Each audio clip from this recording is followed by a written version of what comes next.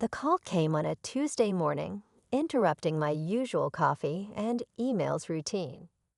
When I saw Rebecca's name flash across my screen, I knew it wasn't going to be pleasant. It never was with her. "Hello, Rebecca," I answered, keeping my voice neutral. "I sold the house," she announced without preamble, her tone dripping with satisfaction. "The papers are signed, and the new owners move in next week. I hope you've learned your lesson about respecting your elders. My name is Olivia Matthews, and the house Rebecca was so smugly talking about was my childhood home, the one my father had left me when he passed away 2 years ago. Or at least that's what Rebecca thought. The house," I repeated, fighting to keep the amusement out of my voice. "You mean Dad's house. Don't play dumb, Olivia. You know exactly which house. The one you've been squatting in rent-free since your father died. Well, that ends now. I found buyers who will actually appreciate the property." I took a slow sip of my coffee, remembering the meeting I'd had with Dad's lawyer, Mr. Harrison, just days after the funeral.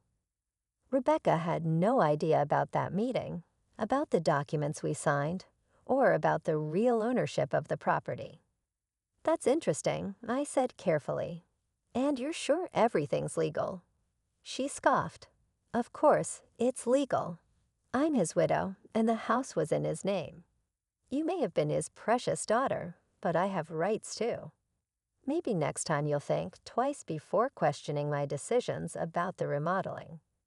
Ah, there it was, the real reason behind this power play.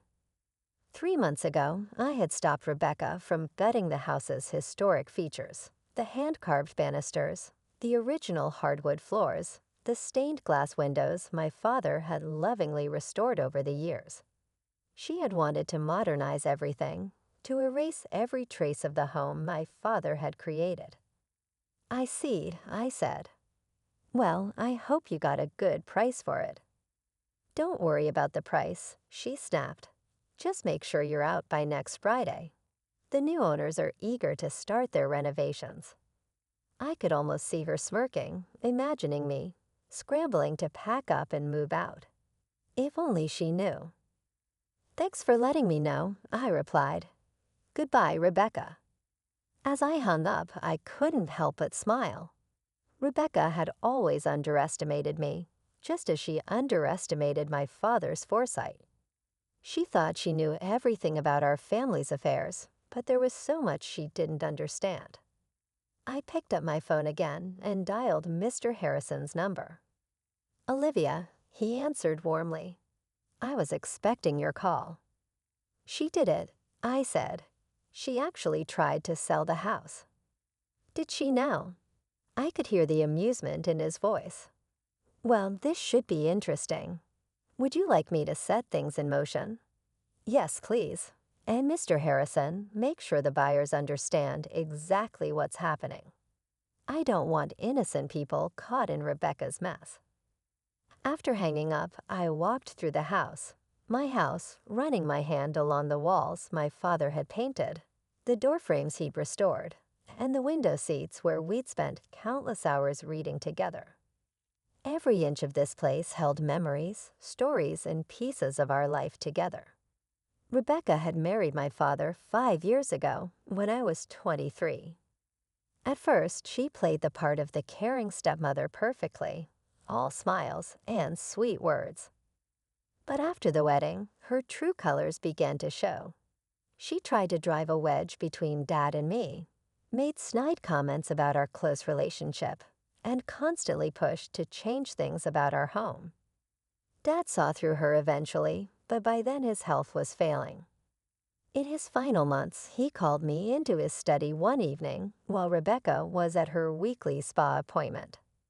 "Livy," he'd said, using his old nickname for me, "I need you to trust me. Things aren't what they seem with Rebecca, and I've made arrangements. When the time comes, see James Harrison. He'll explain everything." I'd wanted to ask more questions, but Dad had been so tired, so weak.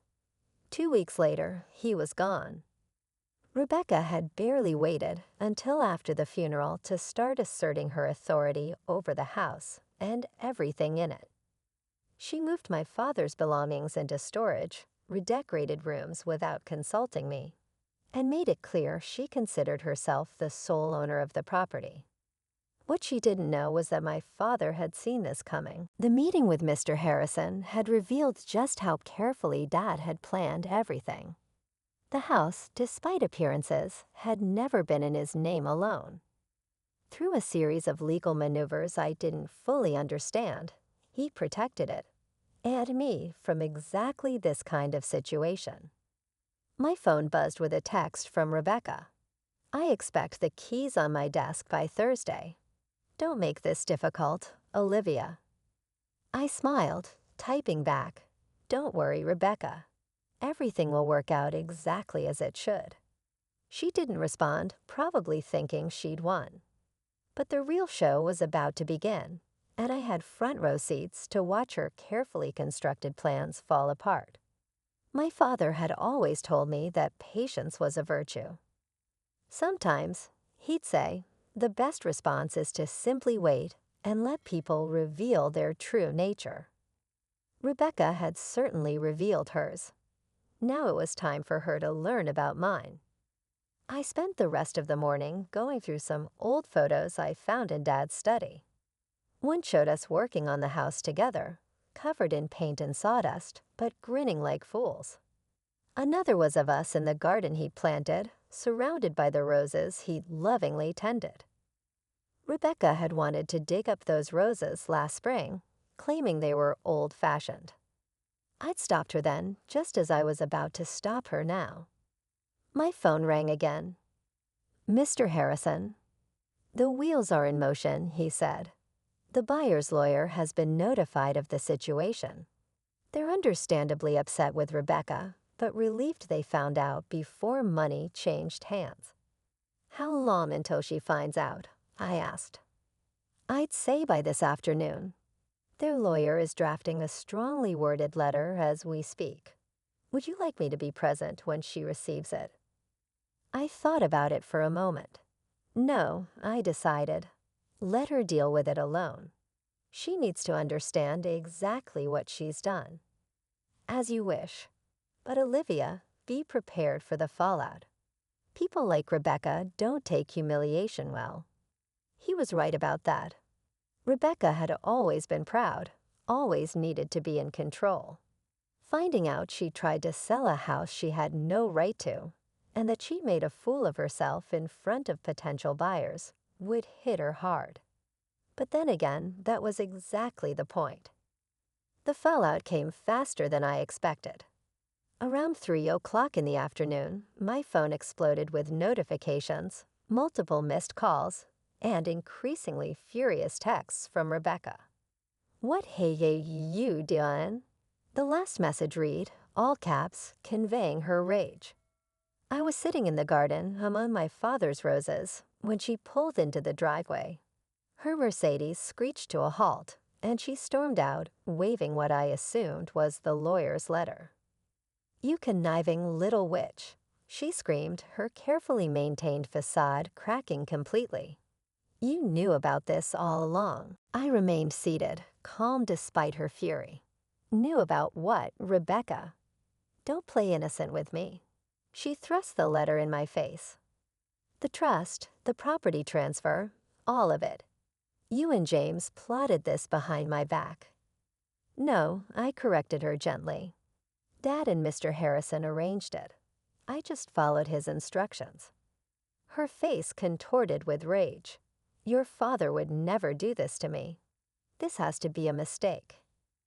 Actually, I stood up, brushing dirt from my jeans. Dad did exactly this to protect both me and the house. He saw through you, Rebecca. He knew exactly what you'd try to do after he was gone.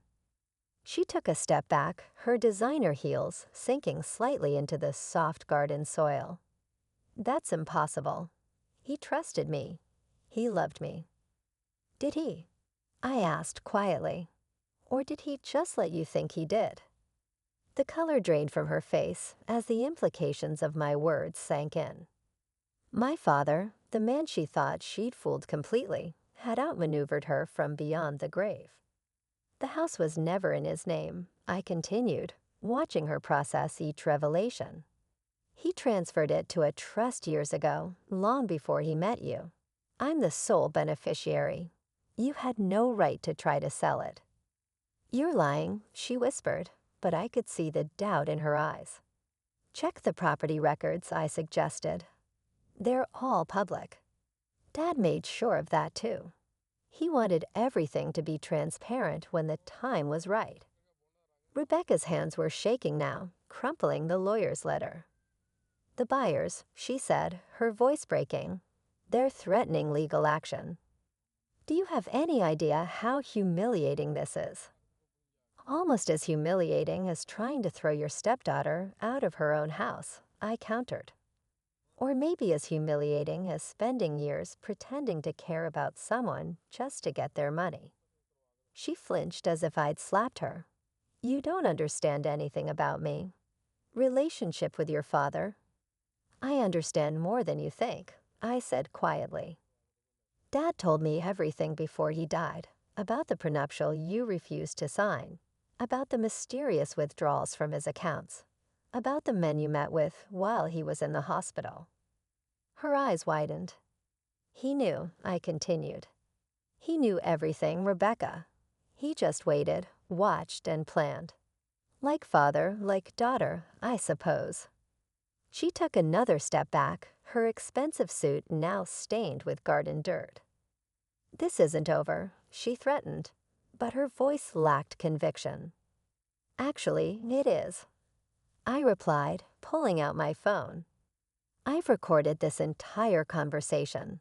Would you like me to add it to the file Mr. Harrison is building about your attempts to illegally sell property you don't own? For the first time since I'd known her, Rebecca was speechless. She stood there, surrounded by my father's roses, looking completely lost. I'll make this simple, I said. Leave. Leave the house, leave me alone, and most importantly, leave my father's memory alone. If you try anything else, any more schemes, any more attempts to take what isn't yours, everything comes out.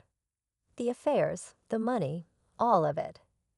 You wouldn't dare, she hissed. It would damage your precious father's reputation. I smiled, channeling the same quiet strength I'd always admired in Dad. His reputation can handle the truth, Rebecca. Can yours? She stared at me for a long moment, calculation visible in her eyes. Finally, her shoulders slumped slightly. Fine, she'd spat. Keep the house, keep your little victory. But don't think this means you've won. I already have, I said simply. I won the moment Dad saw you for who you really are. She turned and stormed back to her car, her heels sinking into the grass with each angry step. As she drove away, I noticed she dropped the lawyer's letter in the garden. Picking it up, I smoothed out the crumpled paper. The legal language was complex, but the message was clear. Rebecca had no claim to the house. She had never had any claim to it, and her attempt to sell it constituted fraud. My phone buzzed, a text from Mr. Harrison. How did she take it? About as well as we expected, I replied. But I think she's done. Your father would be proud, he wrote back. He always said you were stronger than anyone knew. I looked around the garden at the roses Dad had tended so carefully, at the house he protected so thoroughly. He'd known this day would come and had prepared for it in ways I was only beginning to understand. Rebecca had thought she was teaching me a lesson about respect. Instead, she learned one about underestimating people, both the living and the dead. The weeks following Rebecca's confrontation brought unexpected changes. The house felt different, somehow lighter, as if a shadow had been lifted. I spent my evenings restoring rooms to their original state, undoing Rebecca's hasty modernization attempts. One evening, while sorting through boxes in Dad's study, I found a letter addressed to me in his familiar handwriting. The envelope was dated just days before his death. My hands trembled as I opened it. "My dearest Livy," the letter began. "If you're reading this, then everything has played out as I expected. Rebecca has probably tried to take the house by now, and you've learned of the trust arrangements I made with James. I'm sorry I couldn't tell you everything while I was alive. Rebecca was watching too closely, and I needed her to believe she had won. You see, I discovered her true nature about a year into our marriage, but by then she had already shown her hand. The mysterious illness that landed me in the hospital, not so mysterious after all. I had James investigate the occasional dizzy spells, the confusion, the gradual weakening. Rebecca had been adding something to my evening tea, not enough to kill me quickly, but enough to make it look like natural decline. I played along, let her think she was succeeding. Meanwhile, I made arrangements to protect you and everything we built together. This house isn't just a building, Livy. It's our legacy. Every repair and restoration, a memory we shared. I know it must have hurt watching me seem to choose her over you those last few months. Please forgive me for that deception. I needed her to believe she had complete control so she wouldn't suspect what was coming. There's more you need to know. Check behind the loose brick in the study fireplace. I left something there for you. Remember, strength isn't always about confrontation. Sometimes it's about patience, about waiting for the right moment to act. I love you, my darling girl. Dad. I sat there for a long time, tears falling onto the letter. Everything made sense now. The distant behavior in those final months, the cryptic conversations, the way he'd insisted on having tea alone with Rebecca every evening. Moving to the fireplace, I found the loose brick easily. Behind it was a small USB drive and another note. Show this to the police when you're ready. The drive contained videos from hidden cameras Dad had installed, footage of Rebecca adding something to his tea, of her secret meetings with other men, of her phone calls discussing her plans for after his death. He had documented everything. My hands were shaking as I called Mr. Harrison.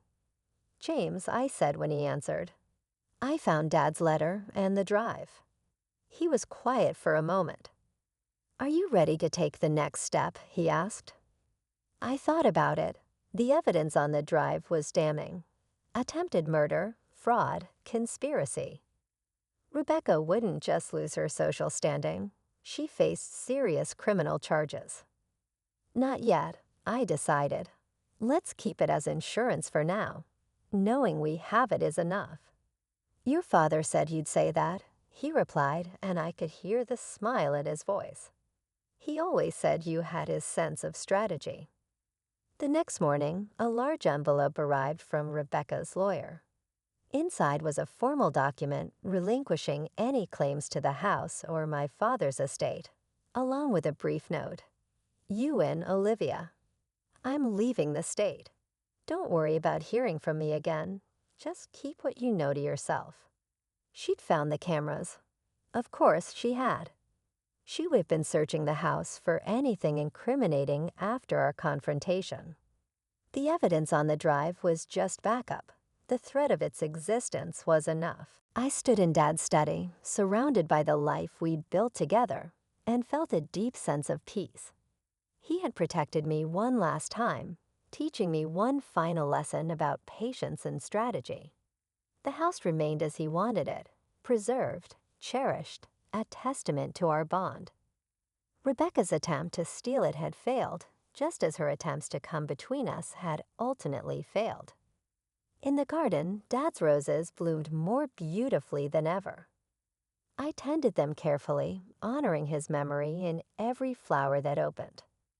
Sometimes, while working among them, I could almost hear his voice. "Remember, Livy, the strongest roots grow in silence, hidden from view, until the right moment to bloom." He had been right, of course. Strength wasn't always about confrontation. Sometimes it was about waiting, watching, and letting people reveal their true nature. Rebecca had taught me about deception, about the masks people wear. But Dad had taught me something far more valuable: how to see through those masks, how to protect what matters most, and how to win without losing yourself in the process. The house stands as it always has, a monument to love, patience, and justice. It served quietly but completely. And somewhere, I like to think Dad is smiling, knowing that his final lesson was well learned. As for the USB drive, it remains behind that loose brick, a silent guardian, ensuring that some stories stay buried, at least for now. After all, as Dad always said, timing is everything.